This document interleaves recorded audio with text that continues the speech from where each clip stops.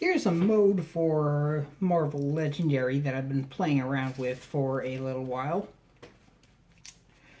Mostly spurred on by a few notions that it's like, well, I started playing the game like within this year, and I really liked it originally, but found some issues with that. If you completely randomize how your characters or what characters you have to use in a particular scenario, then it makes the game pretty difficult at points unless you get a really lucky set, or if you choose your characters, it makes it really, really, really easy, including some other missions. It's like you can completely and totally abuse how easy this game can get if you get to actually choose your characters. So what I done is I developed a system for Marvel Legendary that gives you a little more choice in the matter, and you get to be a little more strategic than usual. The way this works is it's a legendary league, and in total that's going to mean that you're playing a bunch of games that go right into each other one after the other, and the consequences from one affect the next game in the series. So, how do you set this up? Well, you start here. What I've done is I've taken all the rare cards from all the sets that I have, and there's a lot of them. Basically, my current collection comprises everything that's released up till now, except for Fantastic Four and the latest set to be released, Civil War. And so, there's a good amount of heroes in here.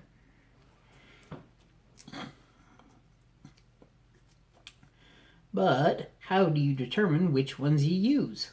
Well, first you determine what kind of game you're facing, because in the Legendary League, you see your enemies, and then you comprise a list of heroes from your current pool to fight them.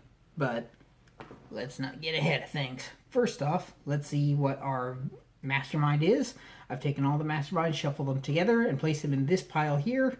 And I've taken all the schemes and whatever and shuffled them up into this pile here. So,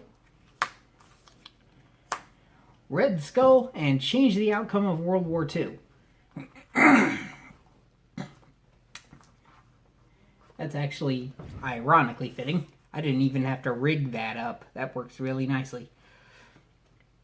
So now what you do is, I'm playing this single player, and the League has a bit more rules to it when using single player, because there are some changes I make on the established rules of single player.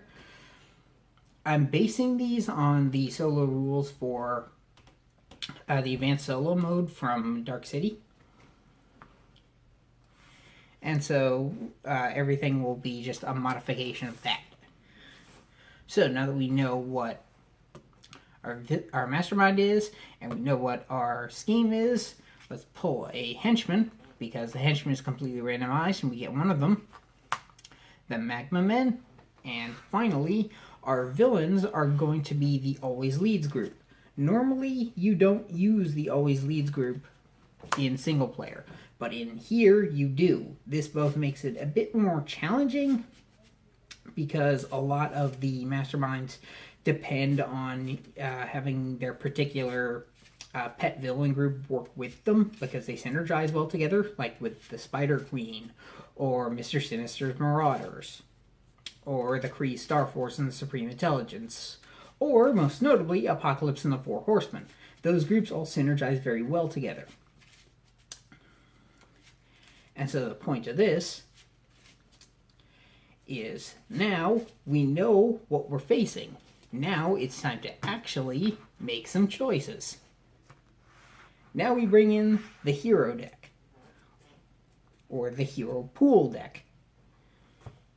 I set them aside. I'm going to reveal 5 heroes from the top. The Punisher, Professor Xavier, Elsa Bloodstone, Beast, and Groot.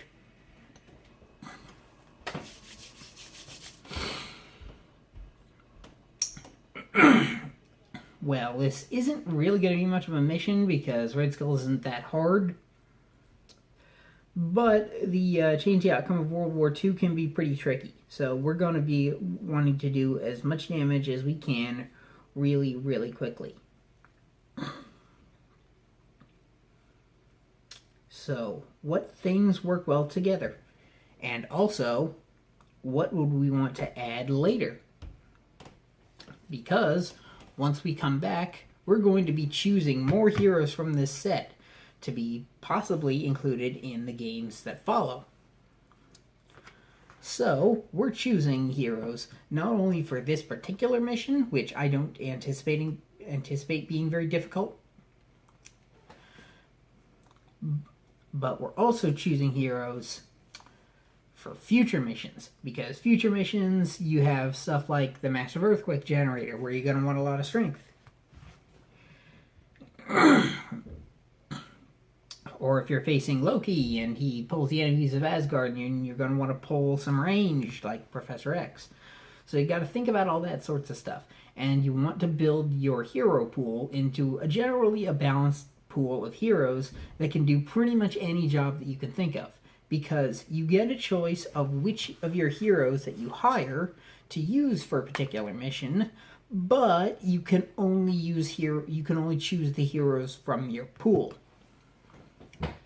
So in a case like this, Groot is always good, so let's pick Groot first. Ooh, Phoenix Force Cyclops. He's an interesting fellow.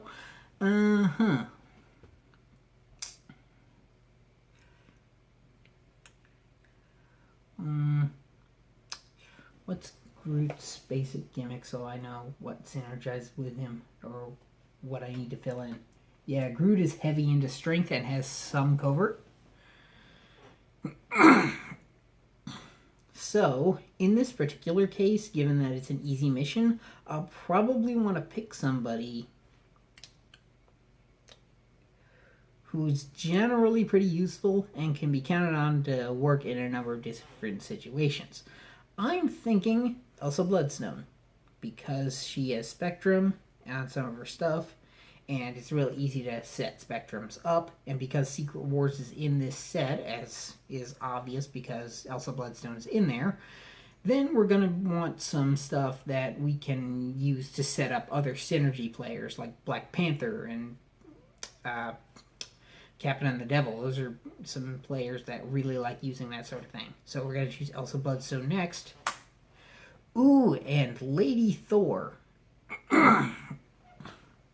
She's a really good pick because she combines range with strength, which works pretty well with Groot.